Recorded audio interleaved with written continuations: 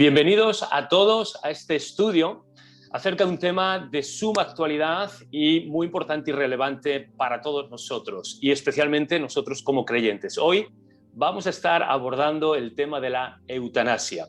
Si no me equivoco y mis datos son correctos, el 18 de marzo se aprobó en el Congreso de los Diputados de España la legislación o la ley acerca que regula la eutanasia. Y nos sumamos somos el quinto país que tiene una legislación acerca de este asunto, junto, y leo, con Holanda, Bélgica, Luxemburgo y también Canadá. Para nosotros como cristianos obviamente es una noticia muy, muy triste, porque consideramos que la vida es algo sagrado, que es un don que hemos recibido en este caso de Dios, y también no solamente es triste, sino que nos preocupa porque esto es un paso más que sigue avanzando en esta cultura de la muerte. Bueno, pues para hoy, ya la estáis viendo allí en vuestras pantallas, contamos con Aleni. En un momentito ella se presentará también, pero forma parte de este personal tan importante y tan amado, siempre lo es, y más ahora lo ha sido. Forma parte del personal sanitario. Así que, Aleni, por optimizar el tiempo, te voy a hacer la primera pregunta y ya después aprovechas también para presentarte. Bueno, pues la primera pregunta que te quiero hacer es: ¿qué es la eutanasia? Es decir, ¿cuál sería la definición? Porque muchas veces hablamos o se habla de cosas que no sabemos o que no entendemos correctamente y que no tenemos un concepto claro, no tenemos esa definición. Así que, Aleni, de nuevo, muchísimas gracias por estar con nosotros y acompañarnos y arrojar muchísima luz sobre este asunto. ¿Y cómo podríamos definir la eutanasia? Sí, bueno, buenas, Fernando. Me llamo Aleni, soy enfermera en el Hospital General Universitario de Ciudad Real y bueno, estamos aquí pues para tratar este tema que está ahora mismo como más candente, ¿no? Porque se acaba de aprobar hace poquito. Conforme a lo que me preguntabas, hay una definición básica de eutanasia, ¿vale? Digamos que eutanasia viene del prefijo griego eu, que significa buena, y de thanatos, que significa muerte. Entonces, en su conjunto principal sería buena muerte o buen morir, ¿vale? Así, una definición básica. Luego, hay otra definición que es sobre la que vamos a basar el estudio, que es una definición de la eutanasia que da Antonio Cruz en su libro de Bioética Cristiana. Os la voy a leer, ¿vale? Entonces, Correcto. Dice así: muerte indolora infligida a una persona humana, consciente o no, que sufre abundantemente a causa de enfermedades graves e incurables o por su condición de disminuido, sean estas dolencias congénitas o adquiridas, llevadas a cabo de manera deliberada por el personal sanitario o al menos con su ayuda mediante la administración de fármacos o con la suspensión de curas vitales, porque se considera irracional que prosiga una vida que en tales condiciones se valora como ya no digna de ser vivida. Voy a parafrasear un poco esta definición, ¿no? Digamos que sería muerte sin dolor que se le da a una persona que está sufriendo por una enfermedad grave que no tiene cura. O por una incapacidad o por una persona con una minusvalía física o mental, ¿vale? Llevada a cabo por el personal sanitario, que en este caso serían médicos o enfermeras, ¿vale? Mediante la administración de una medicación que, digamos, provoca la muerte de esa persona, ¿vale? Eso sería más o menos un poco explicada lo que es la definición. Claro. Sí, estaba pensando menudo papel y responsabilidad y carga moral y ética que se pone también sobre el personal sanitario, como has dicho, médicos o enfermeras, ¿no? En suma, bueno, pues es dar muerte a una persona que está sufriendo de una manera intolerable, física o psicológicamente, por parte de un tercero. Ahora, cualquiera que se haya metido a Leni a estudiar un poquito, a leer, hay mucha terminología, hay muchos términos y hay muchos tipos diferentes de eutanasia. Y por favor, para mí, bueno, para todos los que están viendo este estudio, este programa, es muy importante poder diferenciar los diferentes tipos de eutanasia y en qué consisten cada uno de ellos. Así que aquí, bueno, sé que a lo mejor puede ser un poco complicado, pero ¿qué nos puedes decir? Nada, mira, hay, como dices tú, si te metes en internet hay un montón de clasificaciones. Nosotros vamos a explicar tres tipos de clasificaciones, ¿vale? De la Ok, eutanasia. La primera que quiero definir es esta eutanasia que, digamos, depende del tipo de motivación con la que se practica, ¿vale? Y dentro de ok, estas tenemos tres tipos, ¿vale? ok. Tenemos la eutanasia piadosa, la eugenésica y la económica. La eutanasia piadosa que va muy encaminada a evitar el sufrimiento o que su objetivo es evitar el sufrimiento del paciente que expresa de una Ujú, manera consciente que quiere morir, ¿vale? ujú. Luego tenemos la eutanasia, la segunda, que es la eutanasia eugenésica, ¿vale? Que va muy encaminada a mejorar la raza humana. Y luego la Uf, eutanasia, eso es muy escabroso. Y luego, es que no quiero centrarme mucho porque me voy a centrar en una que es en la que casi todo el mundo conoce, ¿vale? Entonces, con muy esta bien. no quiero centrarme mucho, ¿vale? Y luego, la eutanasia económica, que básicamente es aplicar la eutanasia o eliminar individuos que, según la sociedad, están exentos de valor vital y que conlleva un gasto muy económico para el Estado. Estas dos últimas, la eugenésica y la económica, por unanimidad se consideran homicidios, no podemos considerarlo como otra cosa. O sea que, Claro, por ahora. por ahora, claro, como sale todo esto, no sabemos por dónde van a tirar, ¿no? Y luego tenemos segundo bloque de clasificación que depende mucho del punto de vista del enfermo, ¿vale? Ok, Dentro de a ver. según el punto de vista del enfermo, tenemos otros tres tipos. Ujú, Tenemos la eutanasia voluntaria, la eutanasia no voluntaria y la eutanasia involuntaria, ¿vale? En la eutanasia voluntaria, digamos que es aquella en la que la decisión la toma el paciente es consciente y decide sí. expresamente que quiere morir, ¿vale? Esta es la voluntaria. La no voluntaria, digamos que la decisión la toma una tercera persona. Esto lo vamos a entender, Fernando, con un ejemplo muy claro. A ver. Digamos que una persona tiene un accidente y se queda en un estado vegetativo, no puede hablar, no puede comer, no, está postrado en una cama y esta persona, digamos que no puede decirnos si quiere morir o no quiere morir. Entonces, en ese Claro, caso, una tercera persona es la que elige que se aplique la eutanasia al que suelen ser paciente, los ¿vale? familiares, ¿verdad? Suelen ser los parientes, eso es. Entonces hay la no voluntaria. Y luego está la eutanasia involuntaria, que es Ok, aquella que se da a un paciente competente pero sin su consentimiento. Entonces ahí eso es una locura. Claro, te claro. encuentras con un paciente que no quiere morir pero que al final sí que se le aplica una eutanasia involuntaria, ¿no? Y luego pasamos a esta tercera clasificación que yo creo que es la que básicamente conocemos todos Ok, y es la que cuando entras a Wikipedia, tipos de eutanasia, te aparece de las primeras, ¿no? a ver. Y que dependen mucho de, digamos, del personal o la persona que realiza la acción, ¿no? De la eutanasia y de la manera en la que se ejecuta. Tenemos la eutanasia activa o directa y la Ujú, eutanasia pasiva e indirecta, ¿vale? La venga. eutanasia activa o directa, digamos que hace referencia a quién realiza la acción, es decir, que es el personal sanitario, el médico o la enfermera, el que se encarga de administrar un medicamento en el torrente sanguíneo para acabar con la vida de la persona. Claro. De, Sí, dentro de esta también podemos ver lo que se conoce actualmente como suicidio asistido. Quiere decir que en vez de que una enfermera o un médico aplique una medicación por vía intravenosa para que esta persona muera, es el paciente el que se toma esa medicación en casa prescrita anteriormente por el médico y puede elegir, digamos, dónde hacerlo. Ok, eso está muy bien que lo hayas dicho para distinguir entre lo que es la eutanasia activa directa y el suicidio asistido. Correcto, El muy suicidio bueno. asistido, sí.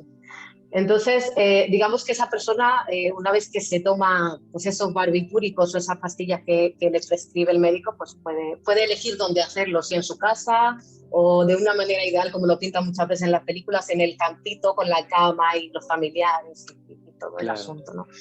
Y luego tenemos el segundo tipo de eutanasia, que es la eutanasia pasiva o indirecta. Ok. Esta eutanasia, digamos que tiene dos vertientes, ¿vale?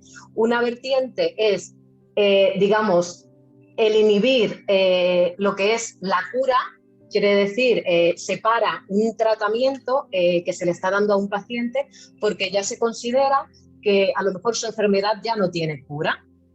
¿Vale? Por ejemplo, lo voy a explicar con un ejemplo y va a quedar mucho más claro. Supongamos una persona que le detectan un cáncer terminal en la que pues, está sufriendo mucho, tiene muchísimo dolor y tal. Pues este tipo al que nos estamos, en este tipo al que nos estamos refiriendo, digamos que en este caso separaría de hacer curas vitales, separaría obviamente de hacer operaciones, calar que en la vida, porque si, por ejemplo, en ese cáncer terminal ya el cáncer ha invadido la mayor parte de los órganos vitales, obviamente entendemos que ya no puede haber una recuperación en ese sentido, ¿no? Entonces, digamos que por esa parte separaría de dar esas curas y ya se pasaría a un tratamiento más paliativo, que es lo segundo de lo que, la segunda vertiente que tiene la eutanasia pasiva e indirecta. Es decir, se trata de disminuir en lo máximo posible el dolor del paciente. Quiere decir, a través de medicamentos como por ejemplo la morfina o el midazolam, que son el opiáceo que más se utiliza en este caso, se utilizan para disminuir el dolor y en muchísimas ocasiones, incluso dependiendo de la dosis, se puede llegar a una sedación total, lo que puede implicar un acortamiento de la vida, ¿vale? Entonces, esta eutanasia, digamos que es más bien llevada a la medicina paliativa, ¿vale? En la que se quita el dolor en un momento de la vida en la que ya sabemos que no hay cura, en la que ya no se puede hacer más, digamos que tu cuerpo no responde, tu organismo ya está casi tus órganos están infectados a lo mejor con esa enfermedad ya del todo, entonces se aplica esta eutanasia pasiva. De hecho, muchos autores no consideran la eutanasia pasiva como una verdadera eutanasia, porque el fin último de esto no es acabar con la vida del paciente, aunque la medicación que se ponga acorte un poco la vida, su fin último no es acabar con la vida, por eso muchos autores es paliar el sufrimiento y el dolor. Eso es, no lo definen como una eutanasia en sí. Entonces, esto no queremos liarlo mucho, ¿no? Pero se le llama ortotanasia, ¿vale? Claro, pero está bien, porque para evitar confusión, la eutanasia pasiva, bueno, por resumir lo que acabas de decir, y me parece súper interesante entender que eutanasia pasiva, muchos autores la definen como ortotanasia, para no crear confusión y desmarcarse de eso, o como comúnmente conocemos todos, cuidados paliativos, ¿no? El problema no está en la eutanasia pasiva, nosotros como creyentes, cuidados paliativos o la ortotanasia, ¿no? Que son las tres cosas lo mismo.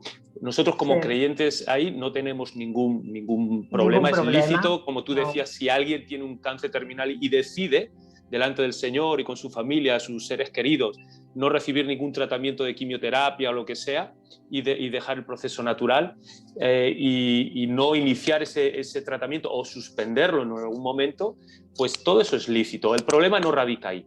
Dime. Pero nunca Fernando, cuando tú decides eso, digamos que te apliquen algo para morir. Siempre que dejes, como tú has dicho, que dejes a ese estado natural en que al final vamos a morir todos, ¿no? Pero que decidas pues, estar más tranquilo, más confortable durante eso. Lo vamos a ver conforme avance. Un poquito más adelante. Eso es correcto. Claro, el problema no radica ahí. El problema radica, que es lo que queremos abordar hoy, y de nuevo te agradecemos, en la eutanasia activa, en la eutanasia directa, en la que sí que se aplica un medicamento, un tratamiento para acortar deliberadamente y acabar con la vida de una persona. De hecho, por seguir avanzando, es algo que todos vemos que se presenta por ciertos grupos con ciertos intereses ideológicos, políticos, económicos o sociológicos, como algo compasivo, como algo romántico, como algo misericordioso. Y de hecho, todos aquellos que estamos en contra de la eutanasia activa o directa, y lo decimos, se nos tacha como intolerantes, como gente que parece que no tenemos sentimientos, que no tenemos sensibilidad, que no tenemos compasión. Y por lo mismo, porque se ha revestido todo esto como un acto de misericordia, el acabar o matar o acabar con la vida de alguien. Entonces, la pregunta es, después de haberlo estudiado, Aleni, investigado sobre todo esto, ¿por qué crees que esto está ocurriendo, ¿no? ¿Por qué crees que se vea la eutanasia como algo compasivo y misericordioso? Pues, a ver, digamos que vivimos en una sociedad, como has dicho tú, en una sociedad de decadencia, en la que digamos que la agenda la marcan ciertos grupos políticos con intereses, como has dicho, sociales, económicos, ideológicos, ¿no? Y parece que estos grupos nos marcan incluso qué tenemos que creer. Solo hay que echar la vista atrás, ¿no? Cosas que antes se creían impensables, como por ejemplo el aborto, el cambio de sexo, toda esta ideología de género de la que hemos venido arrastrando, ¿no? Vemos como lo ponen. Antes eso era como impensable, ¿no? Y ahora es algo súper real y parece que es incluso la única salida que tienen, ¿no? En ese sentido. Y luego, aterrizando un poco todo esto, tristemente en cuanto al tema de la eutanasia, una persona que tiene una enfermedad terminal, una persona que tiene una enfermedad degenerativa, una persona que sufre muchísimo dolor por una enfermedad como la esclerosis múltiple o incluso una depresión, digamos que estas personas pueden pedir que se les mate, por así decirlo, ¿no? Pueden pedir que acabe con su vida, y legalmente con la eutanasia ahora mismo pueden hacerlo, ¿no? Claro. Entonces, Tristemente. desgraciadamente vivimos en una sociedad tan egoísta, tan hedonista, sobre todo hedonista, es decir, que solo queremos hacer lo que nos dé placer, lo que nos gusta. Entonces, el sufrimiento y el dolor se ve como algo indigno, ¿no? Se ve como algo sí, se ve, pues eso, se ve como algo indigno, ¿no? Una persona que sufre o que está enferma se ve como algo indigno y rechazamos todo lo que tenga que ver con sufrimiento o dolor. Bueno. Entonces, al final, este punto de la dignidad es lo que toca la eutanasia, ¿no? Obviamente nadie quiere sufrir, nadie quiere vivir con dolor, ¿no? Pero el tener una buena muerte o una muerte digna no significa que podamos quitarle la vida a una persona porque nos lo está pidiendo, porque está sufriendo. Tenemos que mirar más allá de esa petición, qué es lo que hay detrás al final de esa petición. Nunca nos vamos a cansar de decir que no eres menos digno por tener una enfermedad ni más digno por ella. Quiere decir que la enfermedad no te quita esa dignidad que ya tenemos como seres humanos. Y es verdad, y tú lo has dicho, y me encanta la distinción que acabas de hacer. El sufrimiento, el dolor no hace que una vida sea indigna.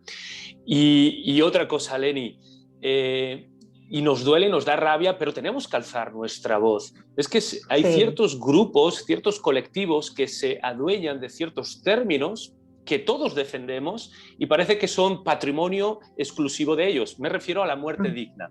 Parece que solamente el concepto que ellos tienen de muerte digna es el correcto. No, perdona. Todos queremos tener una muerte digna, y para nosotros la muerte digna es cuidar hasta el final y no matar o deshacernos de aquellos que están sufriendo. Pero vamos, algo que también he aprendido, y hay que ser muy honesto, es que toda esta gente no son descerebrados, ¿de acuerdo? Aunque nos parezcan horrorosas y abominables sus posiciones y totalmente rechazables, no son descerebrados en el sentido de que tienen sus argumentos éticos, filosóficos. Y quería preguntarte en esta línea, Leni, ¿cuáles son los argumentos que ellos esgrimen, argumentos principales que ellos tienen, que ponen sobre la mesa para defender estos planteamientos? ¿De acuerdo? Creo que es importante conocer y luego poderlos contraargumentar. Sí, mira, yo de toda la documentación de la que me he informado, de lo que he leído, los he abarcado en tres grandes bloques, ¿no? El primero al que podemos acceder es el llamado derecho o libertad de la persona de elegir cómo morir. Entonces, digamos que estos grupos dicen que las personas ostentan el derecho de elegir cómo querer morir, y esto se cimenta sobre la base de mi vida es mía y yo hago lo que quiero, ¿no? Es como el hombre desde tiempos inmemorables independizándose de Dios, ¿no? Claro. Vemos como a lo largo de la historia el hombre siempre ha querido controlarlo todo desde el principio, ¿no? Desde la caída, pues quiere controlar su manera de vivir, la vida, y en este caso quiere controlar también la muerte. Pero la muerte es algo natural, es algo que no se puede controlar. Entonces, digamos que ¿cómo puedo yo controlar la muerte? Eligiendo cuándo morir y cómo morir. Es una manera de yo controlarlo. Entonces, digamos que lo que te dice, eres libre y tú puedes elegir cómo quieres morir o cómo quieres vivir, ¿no? Y por otro lado también está la sociedad, que digamos que llegados a este punto en el que tienes una enfermedad grave y te encuentras en esta situación, te dice, tenemos esta opción, ¿vale? Esta opción es correcta, ¿no? Esta opción es muy correcta, puedes elegir morir, ¿vale? Y luego tenemos un individuo que se supone que es libre, ¿no? Entonces ahí vemos como esa paradoja de esa pseudo libertad en la que, digamos, que eres libre, sí, pero solo si hace lo que la sociedad cree que es correcto, ¿no? Es decir, claro. Yo te doy la opción de poder acceder a la eutanasia, tú puedes elegirla o no, pero pongámonos en el caso de un abuelito en el que se le da en una situación complicada la idea de morir. Claro, muchas veces se ven incluso obligadas a decir, es que esto es lo que la sociedad espera de mí, esto es lo bueno, lo que se espera que yo haga. Entonces, al final, no estás hablando de una verdadera libertad, te estás hablando de una pseudo libertad que está supeditada a lo que la sociedad dice que es claro, bueno, y que ¿no? va legislando y que va forzando. Eso es. Entonces, la Biblia está claramente a favor de la vida. Vemos como Hechos, por ejemplo, 17-28 declara porque dice, por él tenemos vida, nos movemos y existimos. Y luego en 1 Corintios 6-18 dice, porque somos templo del Espíritu Santo. Entonces nosotros tenemos que cuidar ese templo, ¿no? La Biblia no habla claramente de eutanasia, no habla claramente de suicidio asistido, pero sí es claramente pro vida. A lo mejor uno de los mayores ejemplos que podemos ver en la Biblia es la historia de Job. Sabemos que Job era un hombre, pues, con muchísimo dinero, tenía muchísimas tierras, tenía hijos, tenía salud, o sea, gozaba de todo lo que se podría considerar como ideal, ¿no? Para ser feliz. Y llegado un momento, Job lo pierde todo, pierde familia, pierde hijos, pierde dinero, pierde la salud, o sea, se encontraba en una situación muy complicada. Y vemos que, aunque Job se encontraba en esa situación, él podría haber dicho, me suicido. Perfectamente, me quito la vida, o podría haberle dicho a uno de sus amigos que le quitasen la vida, pero sin embargo no lo hizo. Y eso nos hace mucho de pensar, porque, por ejemplo, en Job 3:11 vemos cómo él expresa como él se arrepentía de haber nacido, como, sí, es verdad. Como que expresaba unas ganas de querer morir, de decir, Dios mío, lo que estoy sufriendo es tan grande que casi que prefiero ni siquiera haber nacido, ¿no? Y luego ya sabemos cómo termina la historia, todo se arregla, pero Job en el capítulo 12:10, o sea, me sorprende que él reconoce que su vida en manos de Dios está y dice, en su mano está el alma de todo viviente y el hálito de todo el género humano. Entonces, nosotros no somos quienes para que, aunque estemos en un momento de sufrimiento, decidir al final que podemos quitarnos la vida o hacerlo. O sea, vemos bíblicamente como este hombre confió en el Señor, digamos que se daba cuenta de que su dependencia era de Dios, no de él o de sus circunstancias, ¿no? Claro, pues vemos, tú lo has dicho en Job, si Job se hubiera quitado la vida, suicidio, o hubiera en su enfermedad pedido que alguien se lo hubiera quitado, eutanasia, se hubiera perdido todo lo que Dios tenía para él. Como creyentes, entendemos que la vida es un don, es algo sagrado, decíamos al principio, es un don de Dios. Leyendo, lo comentábamos en estos días anteriores, preparando todo esto, leyendo el libro de Bioética de Antonio Cruz, él mismo expone, ¿no? Diciendo, bueno, alguien que no es creyente y alguien que no cree en Dios y que ha sido creado, estos argumentos obviamente son muy difíciles que los acepten, porque no van a entender, no aceptan la idea de Dios, menos que la idea de que la vida es sagrada. Pero nosotros como creyentes nos damos cuenta que con la libertad adquirimos también una responsabilidad. Entonces tenemos que ser responsables de la vida que hemos recibido de parte de Dios, la nuestra y las vidas de las personas que están a nuestro alrededor, ¿de acuerdo? Sí. Creo que comentabas, Eleni, que eran 3, ¿vale? Ya has dicho la primera, 3 argumentos. La primera. Vamos a por el segundo. Va. Mira, si la primera era esa libertad, ¿no?, que tiene el ser humano, ese derecho de morir, ¿no? Otro de los grandes fundamentos que tienen estos grupos proeutanásicos para defender sus puntos es lo que llamamos encarnizamiento terapéutico. A ver. Digamos que significa como muerte mala o distanasia, también se le llama, ¿vale?, a lo que es el encarnizamiento terapéutico, que hace referencia a la obstinación del personal sanitario, tanto médicos como enfermeras, de prolongar innecesariamente la vida de una persona que ya sabemos que ya no tiene cura, ¿no? Que como decíamos antes, el mismo ejemplo, voy a usar constantemente este ejemplo porque creo que es el que mejor se queda, ¿no? El ejemplo de esta persona que tiene un cáncer terminal y que tiene metástasis y ya el cáncer ha invadido todo su cuerpo.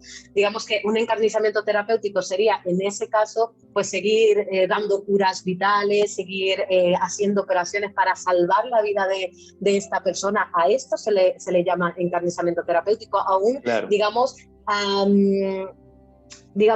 aunque el paciente esté pasando por un sufrimiento terrible, pasando por encima de ese sufrimiento, de ese dolor, nos empeñamos en seguir prolongando la vida cuando sabemos que ya no va a seguir. Entonces, plantado así, a que parece que si yo te lo planteo así, te digo pues es muy normal que si mi madre está en esa situación, yo diga, pues que se le aplique la eutanasia, porque yo no quiero que sufra de esa manera.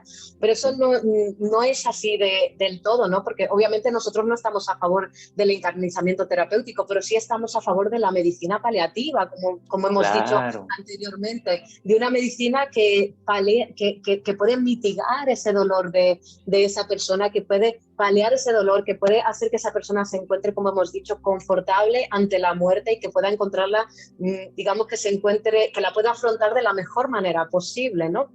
Claro. Entonces, digamos que no apoyamos el encarnizamiento terapéutico porque es una mala práctica, pero al final a veces se vale de esa mala práctica para hacer otra mala práctica y hacerlo como solución, ¿no? Y al final eso no está bien.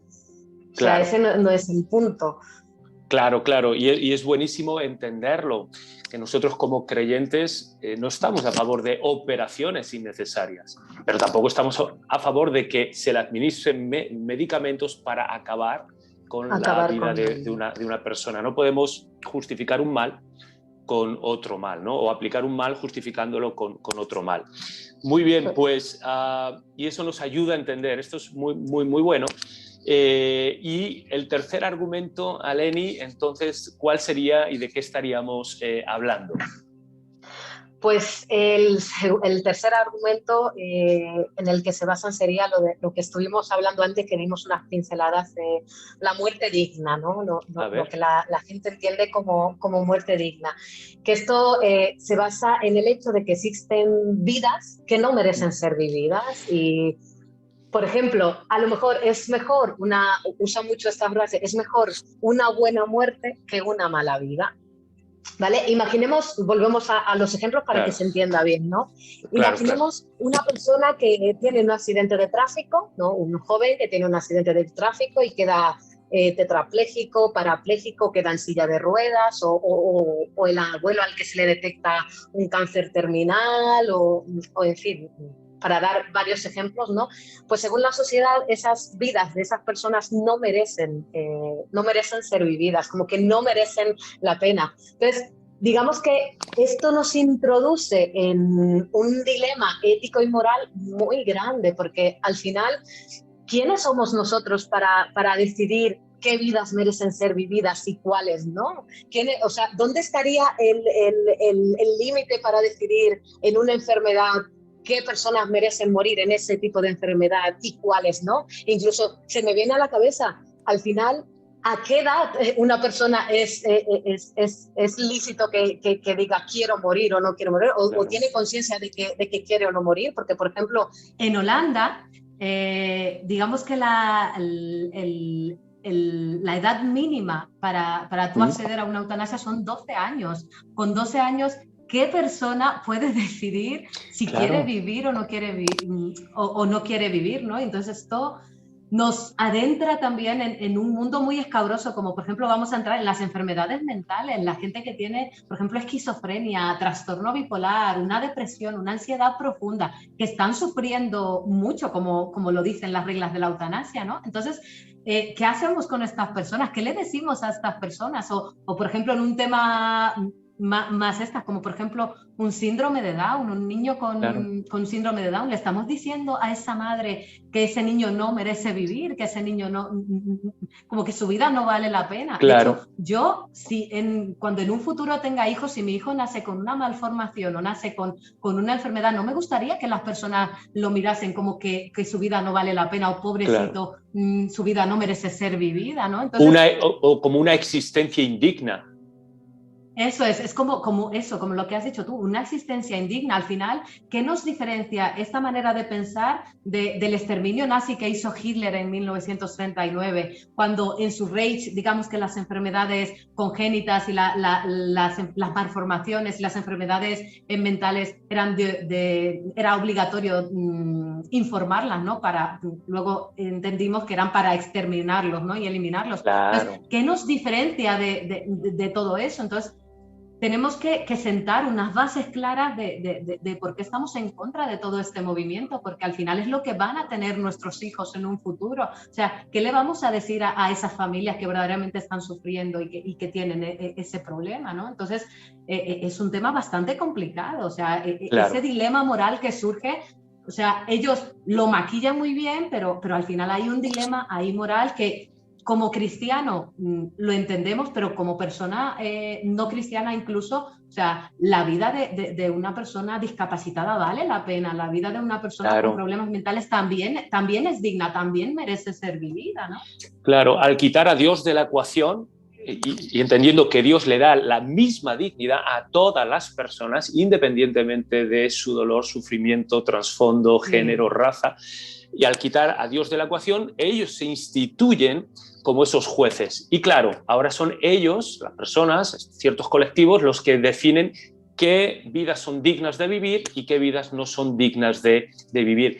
Y cuando decíamos antes, Aleni, si lo recuerdas, por ahora, ¿por qué? Porque cuando miramos al pasado, ya ha habido estas prácticas, por ejemplo, en la Alemania nazi, esta práctica de la eutanasia eugenésica que decías, de mejorar la raza. Así que todo esto, de acuerdo, por eso mantengámonos muy firmes y no abramos la puerta a ningún tipo de planteamiento, porque una vez que se abre la puerta, entonces ya es la excusa perfecta para todo este tipo de prácticas que comienzan con las personas pues, más desfavorecidas o más débiles, ¿no? Pues extraordinario en este sentido. La pregunta que te quiero hacer: ¿el sufrimiento de una persona justifica acabar con la vida de esa persona aunque nos lo pida? ¿Cuál sería nuestra respuesta? ¿Y qué podemos decir? Esto es un tema complicado, pero para contestar a esta pregunta a la luz de las Escrituras, vemos cómo Dios desde el principio de la creación dotó al hombre con su imagen, ¿no? Y creó al hombre con su imagen. Entonces, nosotros todos somos portadores de la imagen de Dios. Entonces, al ser portadores de esa imagen de Dios, digamos que nacemos con esa dignidad, ¿no? Desde el momento que nacemos hasta que morimos tenemos esa dignidad. El sufrimiento no nos hace menos dignos, ¿no? Entonces, por ejemplo, muchas veces, ¿quién no se ha sentido que la vida muchas veces no vale la pena o le pierde el sentido a la vida? ¿O quién, por ejemplo, no ha muerto su padre o ha tenido un problema familiar o su hijo tiene un problema o ha muerto? y en esos momentos a lo mejor dices, pues menuda vida, ¿no? Ya no quiero, no quiero seguir viviendo así. Todos nos hemos sentido así de alguna manera, pero Sí, digamos que la solución no es la muerte, al contrario, la solución es la vida. Aprender a lidiar con esos problemas, no huir de ellos como se nos está planteando, porque es muy fácil decir, pues no quiero la vida, me muero. Lo difícil es aprender a lidiar con ese sufrimiento, claro. y aprender a vivir al final con las limitaciones que tenemos. Entonces, por ejemplo, esta mañana hablaba con una compañera de trabajo.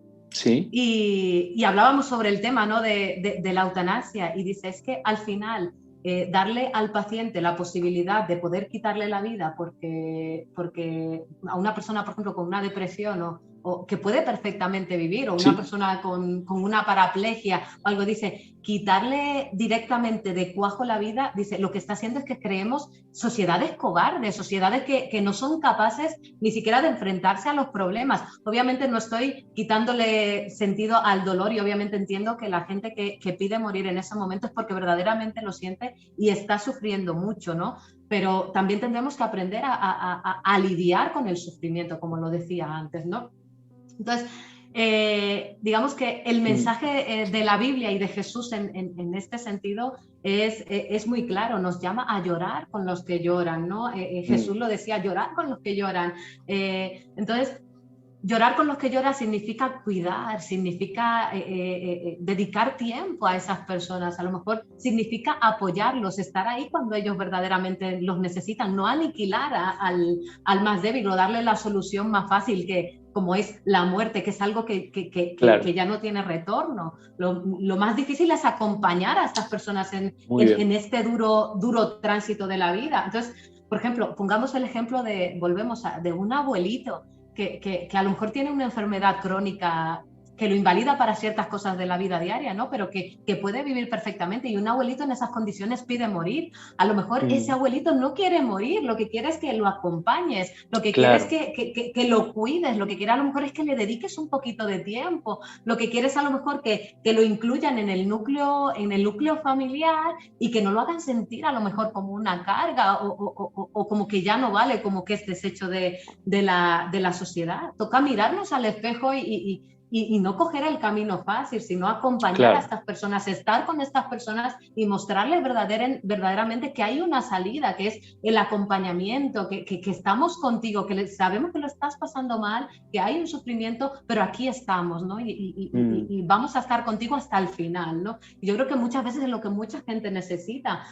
Y luego, por otro lado, también con todo esto del sufrimiento, los grandes grupos se han aprovechado muchísimo y han plantado la eutanasia como algo piadoso, como algo incluso bonito, ¿no? Y, por ejemplo, mis manos son, digamos, la superficie de un lago, la parte de arriba maquillada y bonita te voy a quitar ese sufrimiento, vas a morir sin dolor, ya no vas a sentir dolor. Obviamente que no vas a sentir dolor porque lo vas a matar, lo vas a aniquilar, pero debajo de esa mascarilla, de ese maquillaje bonito, como lo decoran, ¿no? Lo que hay debajo de la superficie de todo eso muchas veces es un interés económico en el que, muy bueno, digamos que sale más barato que el abuelito decida morirse a tratarlo con lo que todo, el gasto económico que eso lleva, el gasto físico, porque al final los familiares tienen que hacerse cargo de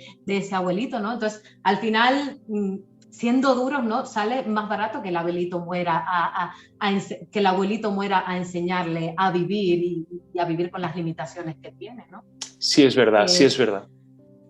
Hay un caso una película que vimos hace tiempo. Lo voy a resumir un poco, es en la que sale Khaleesi, esta mujer de Juego de Tronos, se llama Yo antes de ti. Pues digamos que es la vida de un chico que tiene un accidente de tráfico y él decide morir, y la madre le da 6 meses y le dice, te doy 6 meses para que le encuentres sentido a la vida, y contrata a una chica enfermera, se enamoran, tienen un amor muy bonito, o sea, tienen un amor precioso que dices, wow, qué bonito, se va a quedar con ella, va a decidir no morir. Pues no, al final el chico decide morir. Entonces es como, al final parece que la única solución es la muerte, cuando no. O sea, si ese chico hubiera decidido vivir, habría tenido una buena vida con esta chica, porque esta chica lo aceptaba y lo quería tal cual era, ¿no? Un poco así para cerrar todo esto del tema del sufrimiento. Pues muy bien, la verdad es que creo, me viene a la mente que debemos, algo que has dicho que es de vital importancia, tenemos que centrar, digamos, toda nuestra artillería argumental en que no podemos hacer esta identificación de sufrimiento con indignidad. El sufrimiento no hace que una persona sea indigna y que nuestro mensaje es el de acompañar como creyentes y no el de desechar. Y lo que decías, es verdad, Eleni, yo ahí te doy un 10 porque detrás de todas estas cosas hay motivaciones ideológicas y, por supuesto, razones económicas. El otro asunto yo te comentaba antes que había dos asuntos sobre los cuales pivotan todo esto. El primero es el sufrimiento, el segundo es muy parecido, pero no es exactamente igual. Es el dolor, ¿de acuerdo? Entonces, ¿qué podemos decir? Porque ellos argumentan una persona que sufre y una persona que está en un dolor extremo. Hay que terminar con ellas. Sí. El dolor es una de las causas por la que muchas personas se posicionan a favor de la eutanasia, ¿no? Alegan que es inhumano dejar, digamos, a una persona en un sufrimiento tan grande como el que sufre una persona con una ELA, una enfermedad lateral amiotrófica o una esclerosis múltiple en un estado muy avanzado en la que tienen mucho dolor, ¿no? O como decíamos, el paciente digamos terminal con un cáncer que ya ha invadido todo el cuerpo, ¿no? Dicen, es que es inhumano tener a una persona en ese sufrimiento. Entonces dicen, lo ideal es quitarle ese sufrimiento. ¿Y cómo lo quito? Pues aplicando una eutanasia. Pero esto no es del todo cierto, porque al final, digamos que el 95% de los dolores crónicos son paliables hoy en día, con toda la tecnología que tenemos, las medicinas que tenemos, como hablábamos antes del mórfico, el lorazepam, que hacen que los dolores disminuyan muchísimo. En este sentido, digamos que hay que fomentar una eutanasia paliativa, una medicina paliativa, ¿no? Que al final, digamos, si ellos sujetan esta teoría en que el dolor es la causa por la que se hace la eutanasia, tenemos la eutanasia, la medicina paliativa, ¿no? En la que podemos paliar ese dolor. Entonces la eutanasia no tendría sentido. Te pongo el caso, por ejemplo, de una persona que está sufriendo muchísimo, tiene una enfermedad con muchísimo dolor y pide morir. No es de pensar que esta persona pide morir por el dolor que tiene, ¿no? A lo mejor si tú palias ese dolor, si tú mitigas ese dolor, a lo mejor las ganas de morir se van, ¿no? Y se quitan. Entonces, tenemos que aprender a leer un poco también entre líneas con los pacientes, muchas veces qué es lo que verdaderamente quieren, qué es lo que hay debajo de esa solicitud de querer morir. A lo mejor cuando tú palias ese dolor ya se quedan más tranquilos, más confortables y no desearían morir en ese sentido, ¿no? Sí, es cierto, y muchos autores lo expresan de esta manera, Antonio Cruz también en su libro y otros como John Wyatt en Asuntos de Vida y Muerte. Cuando un paciente dice quiero morir porque no quiero morir porque no quiero estar sufriendo, realmente si a esa persona dijeras puedes dejar de sufrir y dejar de tener este dolor, dirían, bueno, entonces sí quiero vivir. Entonces es esa razón, ¿de acuerdo? Y por eso está la medicina paliativa, como dices. Sí, el sentimiento natural de las personas es no morir, no querer morir, o sea, eso es lo natural. Entonces, cuando tú quitas ese dolor, pues la gente dice, pues a lo mejor sí que quiero vivir, o sea, ya que me has quitado ese dolor, pues lo que no quieren, lo que quieren no es morir, es no sufrir, claro, y no tener ese dolor. Eleni, bueno, habiendo abordado estos dos asuntos, que el sufrimiento no es igual a una vida indigna y que el dolor no es igual a la muerte, sino que puede ser paliable, en estos últimos minutos que tenemos, como creyentes y como cristianos, me gustaría, ¿qué conclusión podemos llegar? ¿Cuál es el mensaje? Que no solamente lo dirigimos, obviamente, a la comunidad cristiana, creyentes, sino un mensaje que también podemos dirigir al mundo que nos ve y que nos observa, ¿no? y que nos escucha. ¿Qué conclusiones llegamos y cuál sería nuestro mensaje para finalizar? Pues una de las conclusiones a la que llegaba con todo esto es que todos al fin y al cabo queremos una buena muerte o una muerte digna, ¿no? Todos en el momento en el que estemos en una cama de hospital vamos a querer que se nos apliquen las medidas necesarias para estar lo más confortable posible, para pasar lo mejor posible ese trago, ¿no? Como es la muerte, todos lo vamos a querer.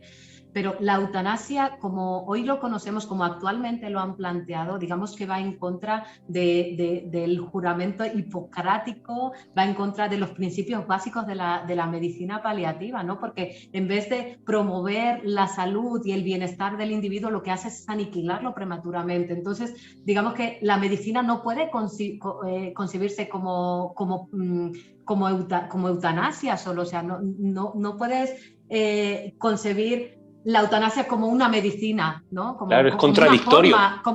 Como una forma de medicina. Eso es imposible, por más piadoso que parezca, eso es contradictorio. Bueno. Entonces, digamos que la eutanasia en ese sentido es dar muerte, sin embargo, la medicina lo que quiere es dar vida, ¿no? Y promover la salud, y la eutanasia en ese caso no lo está haciendo. Y desde un punto de vista bíblico, también dejar que no podemos jugar tampoco a ser Dios, ¿no? Y a decidir qué personas merecen vivir o qué personas no merecen vivir, o qué vidas merecen ser vividas o qué vidas no, o qué persona es indigna o qué persona no es indigna, ¿no? Me viene a la mente 1 Samuel 2 del 6 al 8, lo voy a leer. El Señor quita la vida y la da, y nos hace bajar al sepulcro y de él nos hace subir. Entonces no somos quién para decidir por nadie, para decidir quién merece vivir o quién no, como decía antes. Y luego te pones a pensar, ¿no? Y es irónico que yo creo que tú también lo habrás pensado, ¿no? Es irónico como últimamente nos estamos centrando tanto en defender a los animales, que no sufran abuso, sí, que no se les maltrate. Y eso está bien, ¿eh? Obviamente está muy bien que la gente defienda a los animales y tal, pero muchas veces se nos olvida defender a las personas, a los humanos como tú y como yo, a la gente enferma. Se nos olvida defender a esa gente que no tiene voz, a esa gente que verdaderamente lo necesita, y que si están en esa posición y si están en posición de pedir muertes porque verdaderamente necesitan el apoyo de algo, y se nos olvida al final defender los derechos de esas personas, ¿no? Y como te decía antes, es una sociedad tan egoísta que solo piensa en ella, que encima cuando lo maquilla tan bonito, lo hacen todo como tan ideal, ¿no? Llaman incluso a la eutanasia la muerte dulce. Es un eufemismo porque al final muerte dulce dice, pues yo también quiero una muerte dulce. Están hablando de quitarte la vida, o sea, están hablando de homicidios. No suena tan bonito muerte dulce, no suena tan bonito suicidio o asesinato, ¿no? O incluso homicidio, que muerte dulce suena más bonito. Entonces, esta sociedad lo suaviza mucho, ¿no? Entonces, tenemos que aprender también a luchar por el derecho de aquellas personas que no tienen voz, como cristianos y como personas no cristianas, ¿eh? En ese sentido. Y ya para finalizar ya todo esto y aterrizarlo, yo creo que probablemente pensaríamos diferente si los que estuviéramos en una cama de hospital fuéramos nosotros mismos, o incluso uno de nuestros familiares o uno de nuestros padres. Tenemos que aprender a ponernos en el lugar de las personas también, ¿no? Y ver qué hay más allá, ¿no? Y aprender a cuidarlos, ¿no? A hacerles sentir que valen la pena, ¿no? Que sus vidas merecen ser vividas y que son importantes para nosotros y para la sociedad, ¿no? Y también me gustaría que quede muy claro y que se quite esa idea de que el sufrimiento es algo indigno. O sea, no es así. O sea, tenemos un ejemplo enorme. Jesucristo sufrió de la manera más digna en la cruz por nosotros, y mediante ese sufrimiento dignificó nuestras vidas. A ver, espera, repíteme esa frase. Esta frase la tenemos que enmarcar. Que Jesús murió de manera muy digna. Repite esa frase. Jesús murió de una manera muy digna por nosotros, y mediante ese sufrimiento dignificó también nuestras vidas, ¿no? Y dignificó tanto los enfermos como los sanos. Entonces, tenemos que aprender, ¿no? a ser como Jesús, ¿no? Al final, ver que Jesús no nos dio por perdidos, no nos dejó muertos en nuestros delitos y pecados como nos merecíamos, sino que nos perdonó, murió en la cruz por nosotros y nos rescató y nos hizo sus hijos, ¿no? Y Jesús, digamos que es el máximo ejemplo a seguir por una persona. Entonces, debemos darle el valor que Jesús le da a la vida y a las personas. O sea, cuando vemos un Jesús, vemos una persona que nos amó a nosotros incluso más que a sí mismo entregándose. ¿Y por qué nosotros no podemos hacer un esfuerzo por las personas que tenemos al lado que están sufriendo para acompañarlos y para apoyarlos en una situación tan difícil como es una enfermedad o una trayectoria tan difícil como es tener una enfermedad grave, una enfermedad incluso incurable, ¿no? Y este es el mensaje que quiero dejar, ¿no? Que seamos como Jesucristo, que amemos a las personas, que cuidemos de las personas y que le demos el valor a la vida que Jesús le da. Wow, muy bien, Aleni, ese es nuestro mensaje, esa es nuestra misión, totalmente radical y opuesta al mensaje y a la misión o a la acción secular no creyente. Nosotros, aquellos que no se pueden valer o cuidar por sí mismos por una enfermedad física o psicológica, nosotros tenemos que cuidarlos y que hacer que sean válidos. Aleni, muchísimas gracias por este tiempo, por todo el tiempo que también has dedicado para preparar esta exposición. Nos queremos despedir este programa. Por favor, los que nos estáis viendo, deja tus comentarios, deja tu parecer, deja tus opiniones. Si tienes preguntas, déjala, por favor, en los comentarios, en el chat, y con todo gusto las podremos no solamente leer, sino también contestar. De nuevo, Aleni, gracias por tu tiempo, gracias por tu vida. Y lo que hacemos es, Iglesia Roquera, y a todos los que nos estáis viendo, pues seguimos unidos y conectados y os emplazamos hasta el siguiente programa y estudio. Bye. Muy bien.